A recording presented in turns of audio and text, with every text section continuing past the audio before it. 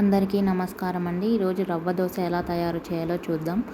Half cup suji రవ్వ, ఉప్మా రవ్వ తీసుకోవాలండి. అలాగే హాఫ్ కప్ గోధుమ పిండి, 1 కప్ రైస్ ఫ్లోర్ బియ్యపు పిండి తీసుకొని బాగా మిక్స్ చేసుకోవాలి.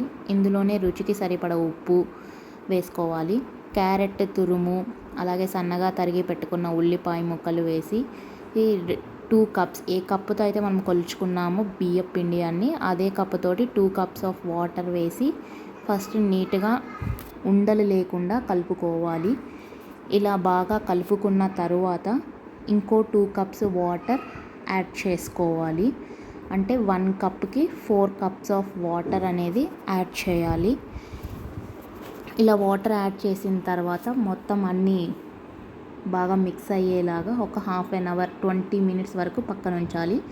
ఈలోపు మనం పల్లీ చట్నీ ఎలా తయారు చేయాలో చూద్దాం. కొబ్బరి చట్నీ, హాఫ్ కప్ కొబ్బరి తీసుకున్నానండి. పప్పులు, అలాగే వేయించిన వేరుశనగ పప్పులు, కొద్దిగా చింతపండు, అలాగే రుచికి సరిపడగా ఉప్పు వేసాను. పచ్చిమిర్చి, మీ కారానికి సరిపడా పచ్చిమిర్చి వేసి మెత్తగా గ్రైండ్ చేసుకోవాలి.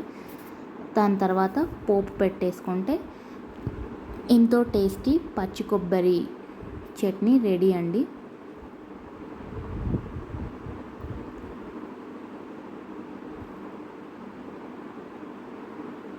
దోశ వేసేదానికి ముందుగా ఫస్ట్ మొత్తం కలుపుకోవాలి. ఎందుకంటే బియ్యపు పిండి ఇవన్నీ కిందికి వెళ్ళిపోతాయి కాబట్టి ఒకసారి బాగా కలబెట్టి తీసుకోవాలండి. ఇలా నేనైతే ఇక్కడ గిన్నెని యూస్ చేస్తున్నాను దోశలాగా వేసుకోవటానికి.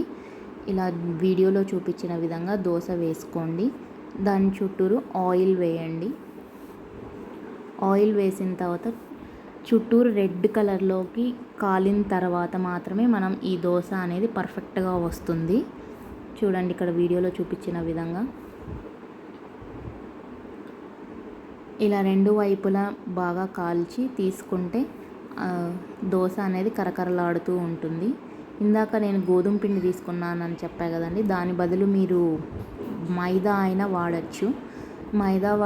నేను మైదా వాడను, అందుకని నేను గోధుమ పిండి యూస్ చేశాను ఇక్కడ.